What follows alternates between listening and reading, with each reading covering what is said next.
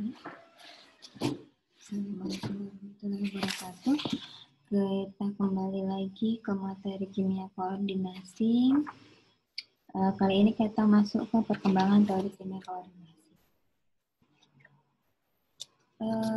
Pada awalnya teori ketika senyawa koordinasi ditemukan itu ikatan kovalen koordinasi itu belum muncul, sehingga banyak orang yang menyebut senyawa-senyawa koordinasi itu sebagai senyawa kompleks, sehingga sampai saat ini senyawa-senyawa koordinasi lebih dikenal sebagai senyawa kompleks. Nah, banyak teori yang berkembang sebelum tahun 1930-an yang berusaha menjelaskan bagaimana sih senyawa koordinasi itu terbentuk. Yang pertama adalah teori amonium Graham. Menurut teori ini ya, amina-amina log ini lebih dikhususkan untuk senyawa-senyawa dengan ligan amonium.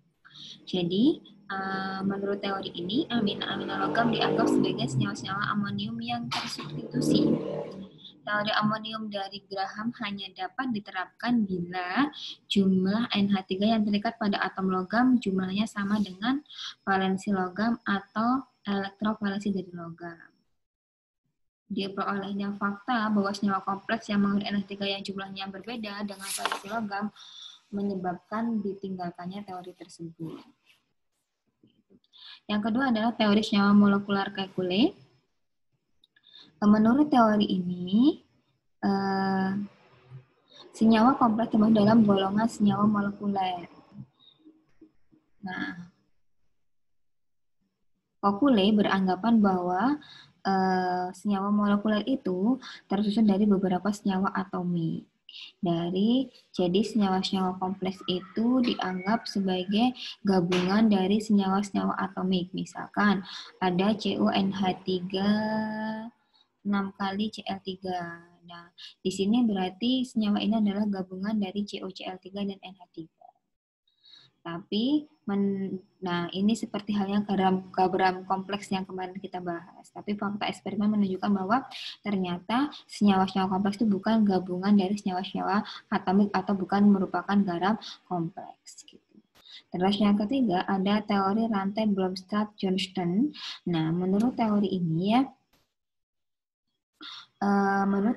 molekul-molekul NH3 dapat membentuk rantai NH3 yang dianalogkan seperti halnya hidrokarbon seperti itu. Tapi teori ini ternyata juga gagal menjelaskan bagaimana sifat non-elektrolitnya dari senyawa-senyawa yang kompleks. Yang selanjutnya adalah teori koordinasi Werner. Teori koordinasi Werner teori ini tuh hampir berhasil ya menjelaskan bagaimana sebenarnya teori koordinasi itu terbentuk. Nah, dalam teori Werner ini ada dua postulat. Yang pertama, si Werner itu mengusulkan dua macam valensi, yaitu valensi primer dan valensi sekunder. Dua valensi ini hanya dimiliki oleh atom logam dan dalam senyawa kompleks. Nah,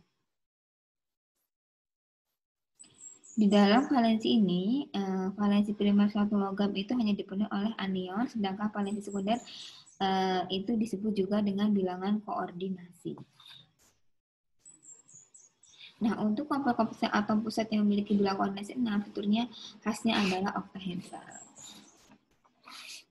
Dengan teori Werner ini, masalah konstitusi atom dalam senyawa logam bukan masalah yang sulit atau kompleks lagi untuk dipecahkan, karena di sini Werner itu berhasil mensintesis atau mensintesis suatu senyawa kompleks. Gitu, dia bisa memisahkan isomer optik dari senyawa-senyawa kompleks yang ada, sehingga teori ini lebih diterima seperti itu. Nah, untuk lebih jelasnya bagaimana teori itu nanti silakan kalian baca di bukunya Prof. Effendi ya. Dan untuk yang kelima itu adalah kaidah bilangan efektif atau EAN yang dikemukakan oleh Sedgwick. Nah, menurut si Sedgwick ini mengajukan gagasan tentang EAN rules atau effective atomic number rules. yang dia dikembangkan berdasarkan oktet dari Lewis, seperti halnya belajar tutur Lewis seperti itu. Nah, suatu senyawa kompleks itu bisa dianggap stabil ketika jumlah elektron yang ada pada atom pusat setelah diberikan elektron oleh si ligan itu sama dengan jumlah elektron pada kripton, xenon, atau radon, atau setidaknya sama dengan gas mulia. Sehingga ketika senyawa kompleks yang atom pusatnya setelah mendapatkan sumbangan elektron dari ligan, dia jumlahnya sama dengan unsur-unsur gas mulia, maka kompleks tersebut dikatakan sebagai kompleks yang stabil. Contohnya seperti ini. Di sini ada CONH3 6 kali 3+. Di sini ada ion heksa, amina, kobal 3. Nah, di sini CO-nya itu adalah 24, NH3 masing-masing menyumbangkan 1 PeB atau 2 elektron, 2 kali 6 sama dengan 12, ketika ditambahkan 36, dia setara dengan kripton, Kr. Nah, maka dikatakan kompleks ini adalah kompleks yang stabil. Begitupun dengan ini, PT NH3 2 kali Cl4. Di amina tetrakloro platina 4. Nah, di sini ya, ketika dijumlahkan elektron-elektron dari atom pusat yang disumbangkan oleh ligan jumlahnya 86. Ini sama dengan radon. Nah, kompleks yang demikian dikatakan sebagai kompleks yang bersifat stabil. Tapi pada kenyataan banyak kompleks yang tidak memenuhi aturan ini tapi juga stabil.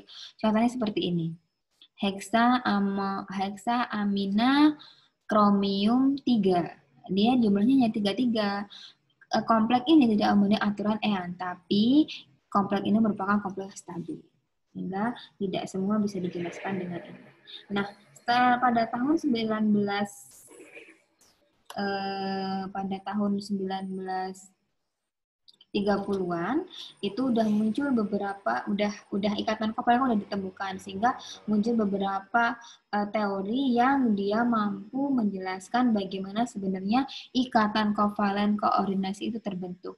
Di antaranya ada teori ikatan valensi, teori medan kristal, dan teori orbital molekul.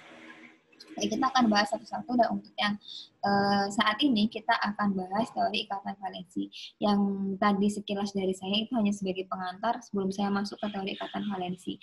Nah, untuk teori-teori awal tadi silakan Anda baca di bukunya Prof. Effendi.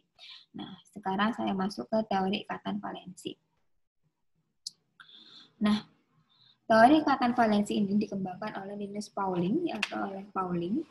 Nah, menurut dalam teori ikatan valensi, kita sudah belajar ya tentang teori ikatan valensi pada ikatan kovalen, pada proses pembentukan ikatan kovalen. Tidak jauh beda dengan teori ikatan valensi yang kita pelajari pada saat kita mempelajari ikatan kovalen, sama seperti ini. Cuman bedanya di sini adalah ikatan kovalennya adalah dipisah untuk ikatan kovalen koordinasi. Ikatan kovalen koordinasi.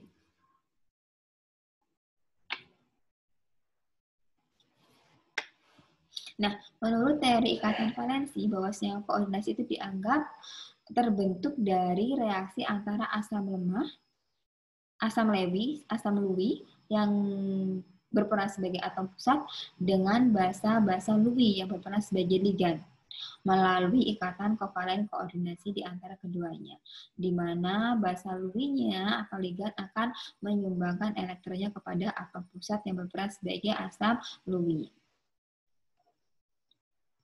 Nah, sama seperti halnya ikatan kovalen, di sini Anda juga mengenal dengan yang namanya bilangan koordinasi. Bilangan koordinasi di dalam senyawa kompleks menunjukkan jumlah ikatan yang terbentuk antara atom pusat dengan ligan. Jumlah ikatannya, karena bisa aja satu ligan dia bisa membentuk 2 ikatan, misalkan ligan-ligan bidentat, ligan-ligan amidentat. Ligan-ligan bidentat itu bisa menyumbangkan sekaligus 2 atom donornya, seperti itu. Jadi bilangan koordinasi menunjukkan jumlah ikatan yang bisa terbentuk antara atom pusat dengan ligan. Nah, ini beberapa struktur senyawa koordinasi, tidak berbeda dengan ikatan kovalen, bahwa linear itu, bahwa BK2 itu adalah linear, BK3 trigonal planar, BK4 itu bisa ada dua, yaitu tetahedral, bisa juga dengan bujur Shankar. BK5 itu trigonal bipiramida, BK6 adalah oktahedral. Ini adalah beberapa contohnya ya. Nanti kita bisa lebih lanjut. Nah, sama halnya dengan ikatan kovalen, di dalam ikatan kovalen di dalam kimia koordinasi atau di dalam senyawa-senyawa kimia koordinasi, ikatan kovalen koordinasi umumnya juga terbentuk karena adanya hibridisasi. Kenapa hibridisasi itu bisa terjadi? Karena apa? Karena orbital-orbital antara ligan dengan orbital-orbital atom pusat yang akan digunakan untuk berikatan, tingkat energinya berbeda. Sehingga antara orbital-orbital ligan dengan orbital-orbital atom pusat saling mengalami hibridisasi untuk mendapatkan orbital baru yang tingkat energinya degenerate atau sama. Nah, itu tujuannya agar proses pembentukan ikatan kovalen koordinasi bisa terjadi. Karena biasanya orbital yang digunakan oleh si atom pusat dengan orbital ligan itu jenisnya berbeda. Misalkan orbital atom pusat menyediakan orbital D, sedangkan orbital dari ligan yang akan menyumbangkan elektron, misalkan orbitalnya adalah P, itu mungkin akan jauh. Misalkan 3D sama 4P mungkin akan jauh, sehingga perlu diadakannya hibridisasi agar orbital-orbital baru yang akan ditempati oleh elektron yang disumbangkan itu bisa degenerate sehingga ikatan bisa terjadi. Nah, sama seperti hal sebelumnya bahwa proses hibridisasi di sini dia itu gabungan dari orbital-orbital asli membentuk orbital baru. Ada SP, itu merupakan gabungan dari S dan PZ yang membentuk dua orbital SP yang bentuknya nanti adalah linear. SP2 itu gabungan antara orbital S, PX, dan PY yang membentuk orbital SP2 yang jumlahnya adalah 3. Untuk orbital sentral sp3, orbital hibrida sp3 terbentuk dari orbital S, PX, PY, dan PZ yang membentuk orbital sp3 jumlahnya adalah 4, bentuknya tetahedral. sp3d terbentuk dari S, P, 3 orbital P, dan 1 orbital D, membentuk orbital 5 orbital sp3d atau dsp3. Jadi bisa D-nya di dalam, bisa D-nya di luar. Ya, begitu pun dengan sp3d2, dia bisa berupa sp3d2 atau d2sp3. Ini ya bentuknya. Untuk sp linear, sp2 adalah segitiga planar atau trigonal planar, sp3 adalah tetahedral, dsp2 dan dsp2 adalah bujur sangkar ya. Jadi BK4 itu bisa sp3 atau dsp2. Kalau yang hibridisasinya adalah sp3 bentuknya pasti tetahedral. Kalau BK4 tapi hibridisasinya adalah dsp2 bentuknya pasti bujur sangkar. Karena dia merupakan turunan dari oktahedral yang kehilangan di bagian atas dan di bagian bawahnya. Terus untuk BK5 adalah dsp3 atau trigonal bipiramida. Trigonal bipiramida juga bisa terbentuk oleh hibrida sp3d. Jadi bisa D-nya dulu, bisa D-nya yang terakhir. Begitupun juga dengan oktahedral. Oktahedral juga bisa terbentuk oleh D2sp3 ataupun sp3d2. Contohnya adalah ini. Kapan dia dsp3 atau sp3d atau D2sp3 atau sp3d2, nanti kita akan bahas selanjutnya. Nah, sekarang berkaitan dengan ini ya, proses hibridisasi ini ada senyawa kompleks yang pembentukannya melibatkan hibridisasi, ada pun yang tidak. Ada juga senyawa kompleks yang pembentukannya melibatkan eksitasi dan ada juga tidak. Ingat eksitasi itu apa? Nanti Anda balik lagi buka ya. Sekarang bagaimana sih teori ikatan valensi menjelaskan suatu senyawa kompleks bisa terbentuk? Yang pertama yang akan dibahas di sini adalah pembentukan senyawa kompleks tanpa proses eksitasi. Langkah yang pertama itu mirip sama persis dengan yang ketika kita membuat diagram untuk menjelaskan TIF untuk ikatan kovalen. Yang pertama, menuliskan konfigurasi keadaan dasarnya dulu, kemudian konfigurasi keadaan hibridisasi baru, konfigurasi atom pusat sesudah adanya sumbangan PEB dari ligan. Contoh yang pertama adalah AgCN2- atau yang kalau namanya berarti adalah di cyanoargentat 1. ya. Nah, di sini yang perlu Anda analisis pertama adalah analisisnya dulu, atom pusatnya siapa? Atom pusatnya adalah Ag. Dan Ag itu nomor atomnya 47. Nah, yang ada di sini itu Ag apa? Nah, setelah dianalisis berapa? Di sini matanya adalah min, Cn adalah min, 2 min dengan min. Supaya terhasil min, berarti di sini adalah Ag-nya plus. Maka Ag plus, elektronnya ada berapa? Ada 46. Nah, dari elektron 46 ini kita buat konfigurasi elektronnya dulu. Pertama, konfigurasi elektron Ag plus dalam keadaan dasar. Ini pakai KR ya, 36. 36 berarti sisanya adalah 10. Makanya 1 ini berpasangan semua di orbital D. Maka 5s, 4p-nya di sini adalah kosong. Nah, ini BK-nya adalah 2. Berarti kalau 2, dia butuh 1 orbital S, 1 orbital P. Kita lihat, di sini orbital S dan orbital P-nya sudah kosong. Ya. Oke, saya kembali lagi ya. Bedanya TIF di sini dengan TIF yang ada di ikatan kovalen, kalau di sini karena yang kita bahas adalah kimia ikatan kovalen koordinasi, maka orbital yang akan digunakan untuk ikatan harus kosong. Karena apa? Karena orbital itu elektron hanya berasal dari ligan. Kalau yang di ikatan kovalen dulu kan elektron satu berasal dari atom pusat, satu berasal dari konstituen. Bedanya kalau di sini atom pusat tidak menyumbangkan elektron, yang menyumbangkan elektron adalah si ligan. Oleh karena itu, orbital yang akan berhibridisasi harus kosong. Gitu ya. Nah, di sini Anda bentuknya linier, Anda butuh 1 orbital S, 1 orbital P. Maka di sini saya menggunakan 1S, 1PO, ternyata dia sudah kosong. Maka Anda tidak perlu lagi memindahkan elektron untuk mengosongkan ruangan. Karena sudah kosong berarti langsung saja satu orbital S dan satu orbital P berhibridisasi membentuk orbital SP. Nah, setelah membentuk orbital SP, maka orbital SP ini akan diisi oleh ligan Cn. Satu orbital diisi oleh ligan Cn, kan dia menyumbangkan 1 PiB, satu diisi oleh ligan Cn. Nah, disinilah terbentuk bentuk yang linier. Nah, kalau secara keseluruhan, kompleks AgCN2- ini berbentuk linier. Anda lihat semua elektronnya berpasangan semua kan?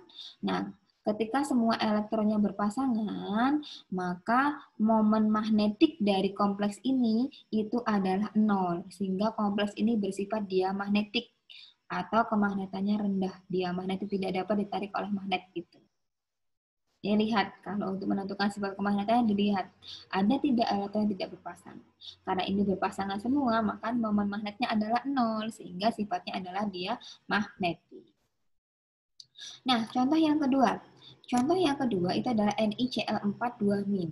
Tetrakloronikel 2. Nikelat 2. Tetrakloronikelat 2. BK-nya 4 tetahedral dengan hibridisasinya adalah sp3. Nah, di sini Ni sendiri 28. Nah, karena tadi dari analisis ini bilangan oksidasi Ni adalah 2+, ya, maka di sini atom pusatnya adalah Ni2+. Maka jumlah elektron di Ni2+ adalah 26. Jadi Anda harus mencari dulu siapa atom pusatnya dan berapa jumlah elektronnya. Setelah itu baru Anda mengkonfigurasikan elektron. Nah, setelah Anda ketemu bahwa atom pusatnya adalah Ni2+ dengan jumlah elektron 26, maka konfigurasi elektronnya di sini Ni2+, konfigurasi elektronnya kan Ni2+ Ar itu kan 18 ya, berarti sisanya ada 8. Saya tuangkan di sini, 1, 2, 3, 4, 5, 6, 7, 8. Nah, di sini ada 2 elektron yang tidak berpasangan. Hibridisasi yang digunakan adalah sp3, berarti Anda butuh 1 orbital S dan 3 orbital T. Kita pandang lihat, orbital S-nya sudah kosong, sudah. 3 orbital T sudah orbital P sudah kosong, sudah. Berarti Anda hanya butuh 4 orbital ini, sehingga Anda nggak perlu ngutak-ngatik yang ada di sini. Maka di sini ada 4 orbital hibrida sp3. Nah, ini karena sudah berhibridisasi, maka dia di sini digambarkan bergabung. Karena apa? Tingkat energinya sudah sama. Nah, masing-masing orbital hibrida sp3 ini diisi oleh Cl. Cl kan menyumbangkan 1 PeB. Maka di sini ada 4 PeB dari 4 ligan Cl. Nah, ketika Anda pandang keseluruhan di sini ada elektron yang tidak berpasangan. Ketika ditemukan satu saja atau lebih elektron tidak berpasangan, maka momen magnetiknya tidak lagi nol, maka kompleks ini bersifat paramagnetik, artinya dapat ditarik oleh magnet. Ya, karena ada apa? Ada dua elektron tidak berpasangan di sini. Selanjutnya, contoh yang ketiga adalah CuCl5 3- tetraklorokuprat kuprat 2 ya. Tetraklorokuprat 2. Ion tetraklorokuprat 2. Nah, ini BK5, bentuknya trigonal bipiramida, hibridisasinya adalah sp3d. D-nya di luar ya, sp3d, D-nya di luar, berarti menggunakan orbital D luar. Nah, di sini Cu itu nomor atomnya 29. Nah, kita analisis Cu yang atom pusat di sini Cu berapa? Ternyata Cu 2+, berarti jumlah elektronnya 27. Selanjutnya kita konfigurasikan. Nah, di atom di sini untuk konfigurasi keadaan dasar Ar itu 18, maka sisanya di sini adalah 9. 1 ya, 9 diisikan di sini. Nah, sp3d Anda butuh 1 orbital s, 3 orbital d, 3 orbital p, dan 1 orbital d, tapi setelah orbital d-nya berada setelah orbital p. Maka dia orbital d-nya mengambil di yang orbital ada di setelah 4p, yaitu 4d. Ya, nanti kalau ada yang hibridisasi adalah dsp3, maka orbital d-nya harus sebelum orbital s gitu. Nah, karena ini hibridisasi adalah sp3d, maka orbital D-nya ngambil setelah orbital 4p-nya. Nah, di sini Anda butuh 1 orbital S, 3 orbital P, dan 1 orbital D. Maka di sini ada 5 orbital sp3d. Nah, karena selanjutnya di bawahnya dia akan diisi oleh elektron dari Cl. Ada 5 di sini. Dari sini Anda lihat lagi, dari semua elektron yang ada di akhir ini, ada nggak elektron tidak berpasangan? Ternyata ada, ini ada 1 elektron tidak berpasangan, bukan ini ya. Ini sama-sama genap, ini harusnya 2, ini harusnya 2. Ini ada 1 elektron tidak berpasangan. Ini bukan 1 ya, ini 2. Ini dari sini 2 karena tidak ada yang dipindah, ini juga tidak ada yang dipindah. Ini ada kesalahan penggambaran aja. Jadi dia setara dengan 1 elektron tidak berpasangan. Maka sifatnya adalah paramagnet. Contoh yang selanjutnya ada FeCl6 3-mid. FeCl6 3-mid ini namanya adalah ion heksakloroferat 3. Di sini BK-nya adalah 6, bentuknya adalah oktahedral, hibridisasinya adalah sp3d2. Sama dengan yang tadi, di orbital D-nya ngambil orbital D luar setelah orbital P-nya. Nah, Fe itu adalah 26, Fe3+, maka dia adalah 23. Jumlah elektronnya 23 untuk atom pusat Fe3+. Nah, kita konfigurasikan. Konfigurasi elektron untuk Fe3+, di sini ada Ar itu 18 ya. Ar itu 18, maka 23 dikurang 18, sisanya adalah 5. Kita gambarkan di sini. 5 elektron tidak berpasangan, 1, 2, 3, 4, 5, 1, 2, 3, 4, 5. Anda butuh 1 orbital S, 3 orbital P, dan 2 orbital D. Nah, di sini orbital S-nya sudah kosong, 3 orbital P-nya sudah kosong, dan 2 orbital D juga kosong. Maka orbital hibridnya adalah sp3d2. Anda tinggal menggabungkan ke-6 orbital ini menjadi 1 karena udah degenerate dan diisi oleh masing-masing PeB dari Cl. Nah, ketika Anda pandang ini, di sini ada 5 elektron tidak berpasangan. Adanya 5 elektron tidak berpasangan ini menjadikan momen magnetiknya dari kompleks ini tidak lagi 0. Maka kompleks ini bersifat paramagnetik yang setara dengan 5 elektron tidak berpasangan. Di sini Anda tidak melakukan, dalam contoh-contoh tadi, 4 contoh yang sudah diungkapkan, Anda tidak melakukan namanya eksitasi lagi. Sekarang ada beberapa kompleks yang ketika dalam pembentukan senyawanya dia orbital yang akan digunakan untuk berhibridisasi ternyata ada elektronnya, maka elektron itu harus dikosongkan. Nah, untuk mengosongkan elektron dalam orbital tersebut, Anda perlu melakukan proses eksitasi atau memindahkan elektron baik ke tingkat energi yang lebih rendah atau ke tingkat energi yang lebih tinggi. Dalam proses membentukkan sel kompleks dengan proses eksitasi ada 4 langkah, hampir sama dengan tadi, cuman sebelum ke proses hibridisasi ada proses baru namanya proses eksitasi. Nah, contohnya adalah ini, NiCN42-. Nah, namanya adalah tetracyanonikelat 2. BK-nya 4, bentuknya bujur sangkar. Hibridisasi adalah DsP2. Anda butuh 1 orbital D, 1 orbital S, dan 2 orbital P. Awalnya Anda harus lihat dulu berapa nomor atom Ni. Nomor atom Ni adalah 28. Nah, kita analisis berapa siapa sih atom pusatnya? Ternyata atom pusatnya adalah Ni2+. Nah, maka jumlah elektron untuk Ni2+ adalah 26. Kita masuk ke sini. HR18 berarti sisa elektronnya adalah 8. 1, 2, 3, 4, 8. Anda pasangkan di sini ya. 1, 2, 3, 4, 5, 6, 7, 8. Anda analisis. Anda butuh 1 orbital D yang kosong. Orbital D-nya sebelum orbital S-nya. 1 orbital S sama 2 orbital P. Anda lihat di sini. Di sini orbital D sebelum orbital S ada elektronnya. Padahal kita mau mengadakan ikatan kovalen koordinasi di mana orbital atom pusatnya harus kosong. Nah, untuk menjadikan ini kosong, maka orbital 1 elektron dari orbital D ini dipindah ke sebelahnya, dipasangkan, dikosongkan. Baik, ini dipindah ke sini dan dipasangkan.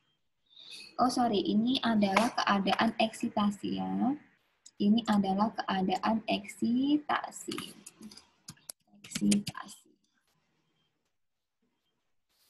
Nah, ini keadaan eksitasi, dia dipindahkan ke sini. Sehingga kosonglah orbital D. Maka setelah kosong orbital D, maka 1 orbital D, 1 orbital S, dan 3 orbital T mengalami hibridisasi. 2 orbital P, ya.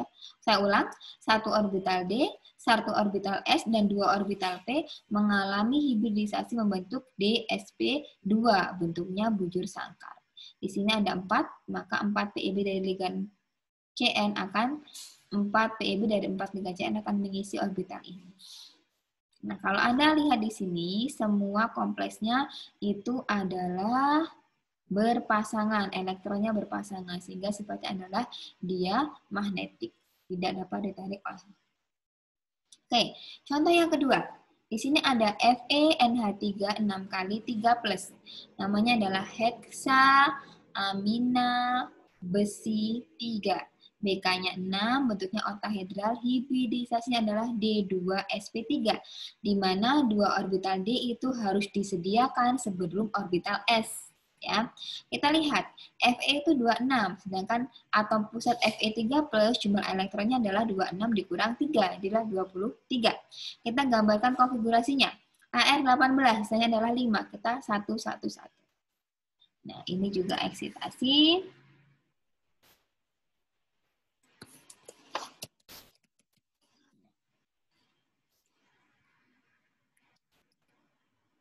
Ini eksitasi.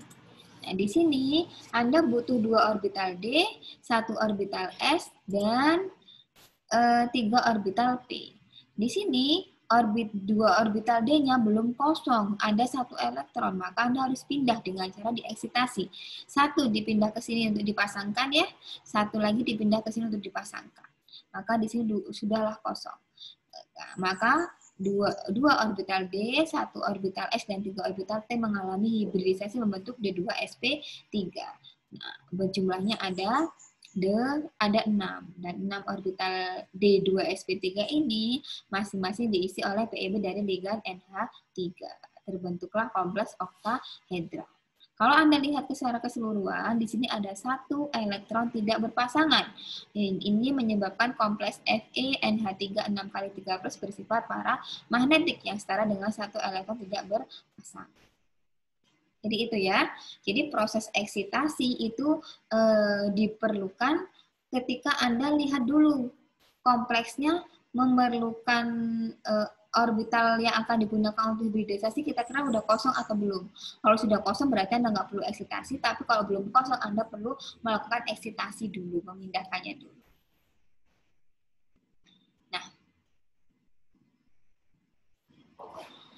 dalam contoh-contoh tadi, Anda mengenal yang namanya sp3d atau DSP3, ada juga SP3D2, ada juga D2SP3. Nah, di dalam istilah ini kita mengenal dengan kompleks dengan orbital dalam dan kompleks dengan orbital luar. Untuk kompleks-kompleks ini yang didasarkan pada keberadaan orbital D yang terlibat di dalam hibridisasi. Nah, untuk kompleks dengan hibridisasi sp3d yang BK5 dan sp3d2 untuk BK6, ini kan D orbital D-nya setelah orbital P adanya ya. Nah, untuk kompleks-kompleks seperti ini disebut sebagai kompleks dengan orbital luar. Contoh adalah CuCl5 3-min dan FeCl6 3-min. Nah, untuk kompleks dengan hibridisasi DsP3 di mana orbital D-nya sebelum orbital S dan D2sp3 di mana orbital D sebelum orbital S, ini disebut sebagai kompleks dengan orbital dalam. Kapan kompleks-kompleks orbital luar terbentuk? Kapan kompleks orbital dalam terbentuk? Pembentukan hibrida kompleks dengan orbital dalam dan orbital luar biasanya dipengaruhi oleh kekuatan ligan, jenis atom pusat, dan struktur dari kompleks yang ada. Hibridisasi kompleks dengan orbital luar seperti sp3d atau sp3d2 itu biasanya terjadi untuk kompleks-kompleks dengan ligan lemah. Contohnya adalah F, Cl-min, Br-min, I-min. Dan hibridisasi untuk kompleks dengan orbital dalam seperti DsP3 atau D2sp3 atau DsP2 untuk bujur sangkar itu biasanya terjadi untuk kompleks dengan ligan kuat. NH3, CO, Cn itu termasuk ligan-ligan kuat. Nah, untuk kekuatan ligan nanti akan kita pelajari di teori medan kristal. Nanti ada beberapa faktor yang mempengaruhi kekuatan medan kristal. Di sini saya mengenalkan aja beberapa contoh untuk ligan lemah biasanya dari golongan halogen. Untuk kalau ligan lemah, untuk ligan kuat contohnya adalah amonia, karbonil, CN-min itu adalah ligan-ligan kuat. Gitu ya. Selanjutnya di sini beberapa kompleks tadi Anda sudah bisa menganalisis ya sifat kemagnetannya dan Anda sudah menganalisis ada kompleks yang setelah terjadi ikatan kovalent koordinasi hasil akhirnya ada yang berpasangan semua. Itu berarti tidak ada spinnya sudah sangat-sangat nol lah, spinnya kan udah nol karena udah berpasangan semua. Terus ada juga kompleks yang jumlah elektron tidak berpasangan yang bervariasi, ada yang 1, ada yang 2, ada yang 3, ada yang 5 gitu ya. Nah, jumlah elektron tidak berpasangan ini menentukan karakter spin dari senyawa kompleks. Contoh misalkan di sini. Atom Fe dalam FeCl6 ini hasil akhirnya seperti ini. Ada 5 elektron tidak berpasangan. Sedangkan Fe3+ dalam FeNH363+ di sini menghasilkan 1 elektron tidak berpasangan. Nah, untuk Fe3+ dalam kompleks FeNH36 kali 3+ disebut sebagai spin kompleks dengan spin rendah karena jumlah elektron tidak berpasangannya sedikit. Sedangkan FeCl63-min ini disebut dengan kompleks dengan spin tinggi. Karena apa? Karena jumlah elektron tidak berpasangannya banyak. Biasanya semakin banyak jumlah elektron tidak berpasangan, sifat kemagnetannya jauh lebih besar.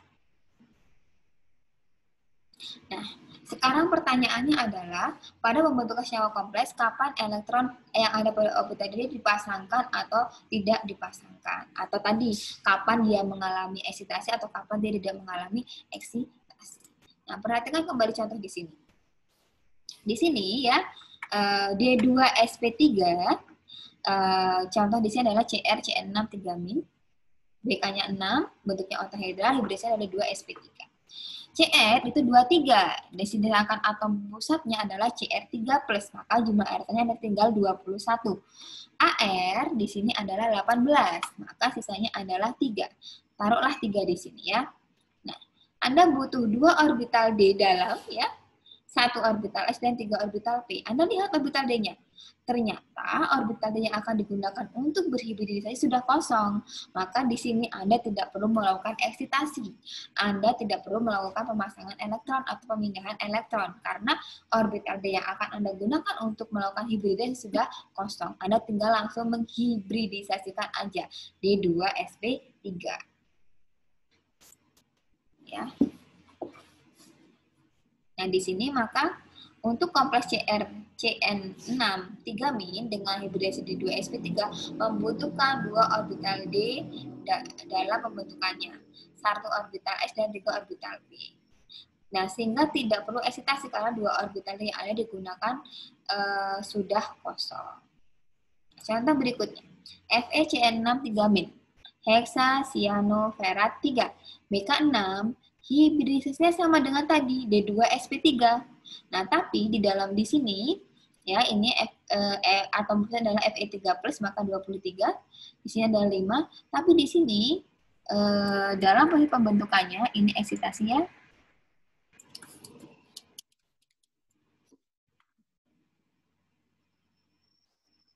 dalam proses pembentukannya di sini ternyata orbital D dalam yang akan digunakan untuk hibridisasi dia masih ada terisi satu elektron. Maka dalam kasus seperti ini Anda perlu melakukan yang namanya eksitasi. Dengan cara apa? Dengan cara memindah 2 elektron ini ke belakang dan dipasangkan di masing-masing orbital D yang lainnya. Sehingga kosonglah sisi. Setelah kosong baru Anda bisa melakukan hibridisasi di 2sp3. Di sini ya. Di sini ya. Di sini eksitasi diperlukan karena orbital D yang akan digunakan untuk hibridisasi masih terisi 1 elektron. Itulah kapan Anda harus melakukan eksitasi, kapan Anda tidak melakukan eksitasi. Lihat orbital yang akan digunakan untuk hibridisasi sudah kosong atau belum. Kalau sudah kosong, tidak perlu eksitasi. Kalau belum kosong, silakan lakukan eksitasi. Itu intinya. Oke, saya lanjutkan. Proses eksitasi pada pembentukan senyawa kompleks dipengaruhi oleh jenis ligan, jenis atom pusat dan struktur dari kompleks yang ada. Kompleks dengan ligan-ligan kuat cenderung mengalami eksitasi, dan kompleks dengan ligan-ligan lemah cenderung tidak melibatkan eksitasi. Tapi nggak selalu, contoh seperti tadi. Tadi itu semuanya ligan kuat, tapi karena orbitalnya sudah kosong, sehingga dia tidak perlu eksitasi. Nah, sekarang adalah berkaitan dengan kestabilan senyawa kompleks. Semoga tadi bisa dipahami. Silahkan Anda coba latihan, mengerjakan latihan-latihan untuk mengasah kemampuan Anda melakukan peramalan ikatan yang terbentuk dalam senyawa koordinasi. Yang terakhir, saya akan menjelaskan tentang kestabilan kompleks. Kestabilan kompleks ini bisa dijelaskan salah satunya dengan prinsip keelektronetralan, ya. Keelektronetralan. Contoh di sini itu ada kompleks COL6 2+. L6 itu mewakili O, N ataupun halogen. Kalau menurut ikatan valensi dalam proses pembentukan kompleks itu harusnya kan si ligan memberikan pasangan elektron ke atom pusat ya. Ini ligan dia akan memberikan pasangan elektron ke atom pusat. Sehingga ketika ditinjau dari muatan formalnya, maka donasi ini akan menyebabkan terjadinya penimbunan muatan negatif di atom pusat. Sehingga menyebabkan kompleks ini tidak stabil. Tapi pada kenyataannya ternyata kompleks ini adalah kompleks yang stabil. Nah, ini terjadi kenapa? Karena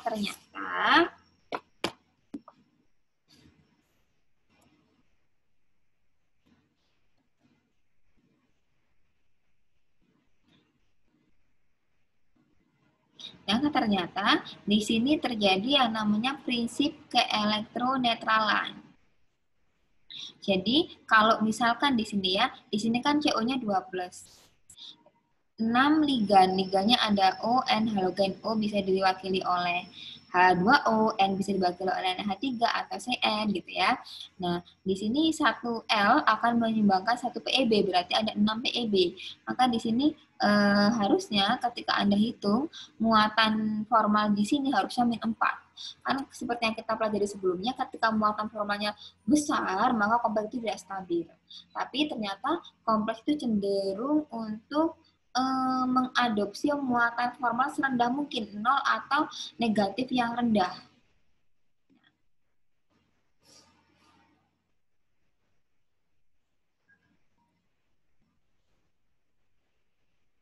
Nah, hal ini terjadi seperti apa? Karena di sini terjadi prinsip keelektronetralan.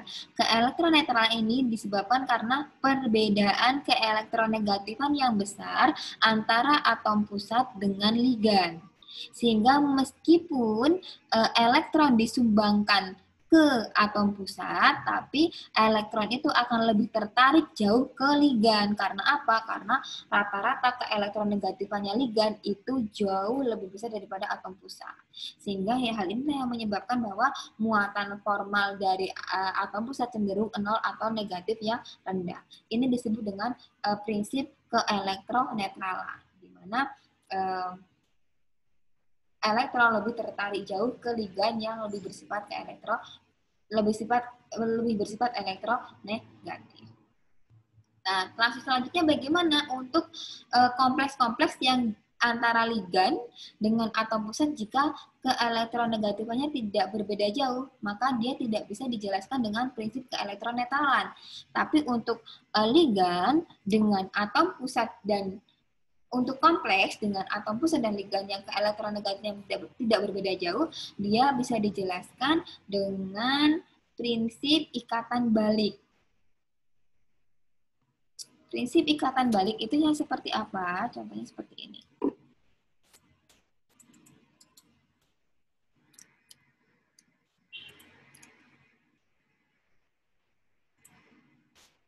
Nah, prinsip ikatan balik ini seperti ini ya. Contohnya seperti ini di sini. Contoh adalah seperti NiCO4. NiCO4 ini antara Ni dengan C itu keelektronegatifannya rendah atau perbedaan tidak jauh, maka elektron akan tertarik sama kuat ke Ni dan ke C gitu. Maka prinsip keelektronetralan tidak bisa digunakan untuk menjelaskan kestabilan kompleks ini. Nah, kestabilan kompleks ini terjadi karena adanya efek ikatan balik di sini, di mana kompleks ini bisa mengalami resonansi seperti ini. Jadi, kan atom pusat itu memiliki PeB ya di orbital D-nya. Nah, PeB di orbital D ini disumbangkan ke ikatan tunggal di sini, membentuk ikatan rangkap sini, dan satu ikatan rangkap yang tadinya 3 dijadikan PeB di O. Nah, dia mengalami resonansi seperti ini. Nah, prinsip teori ikatan balik ini yang menjadikan kompleks ini stabil. Nah, beberapa fakta yang menjelaskan ya teori ikatan balik itu adalah data kristalografi, di mana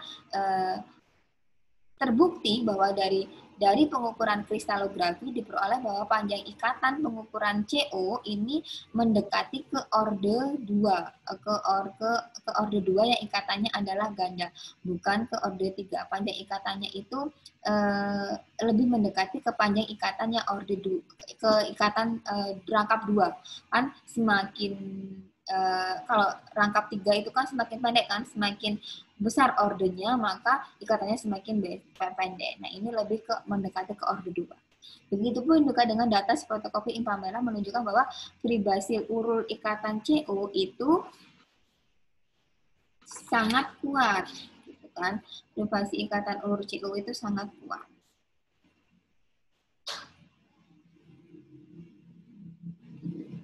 Vibrasi ikatan urul itu ditemukan di daerah sekitar 2014 yang menunjukkan dia sebagai karbonil bebas, dan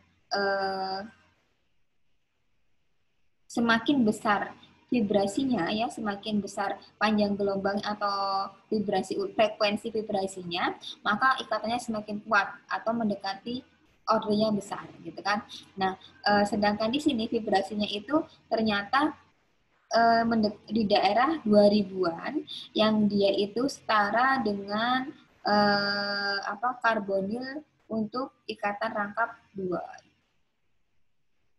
Jadi di sini terbukti bahwa ikatan balik atau resonansi itu terjadi dalam proses pembentukan kestabilan kompleks. Nah, itu tadi berkaitan dengan teori ikatan valensi. Jadi hampir sama dengan teori ikatan valensi yang sudah pernah saya jelaskan untuk ikatan kovalen. Cuma bedanya di sini adalah orbital-orbital akan digunakan untuk berikatan harus kosong. Nah, ternyata teori ikatan valensi juga bisa digunakan untuk memprediksikan bagaimana sifat magnetik dari senyawa kompleks. Nah, tadi ya, elektron itu kan partikel yang bermuatan. Ketika dia bergerak mengelilingi si inti, dia akan menghasilkan momen magnetik yang arahnya berlawanan dengan momen sudut. Nah, ketika dua elektron itu berpasangan, elektron dua-duanya akan bergerak mengelilingi inti tapi dengan arah yang berlawanan. Karena gerak elektron merupakan vektor, maka jumlahnya hasilnya adalah 0. Maka momen magnetiknya 0, arti tidak dapat ditarik oleh magnet, sehingga disebut bersifat sebagai diamagnetik. Berbeda dengan ketika ada satu saja elektron tidak berpasangan di dalam art kompleks, maka dia akan bergerak mengelilingi inti dan momen magnetik tidak lagi dengan 0, maka dia bersifat paramagnetik atau dapat ditarik oleh inti. Harga momen magnetik ini akan bertambah besar dengan bertambah banyaknya jumlah elektron yang tidak berpasangan. Maka Anda akan bisa membandingkan mana sifat magnetik yang lebih kuat. Nah, Anda tinggal menghitung berapa jumlah elektron yang tidak berpasangan.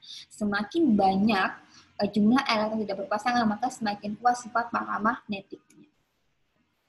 Itu tadi terkaitan dengan teori ikatan valensi.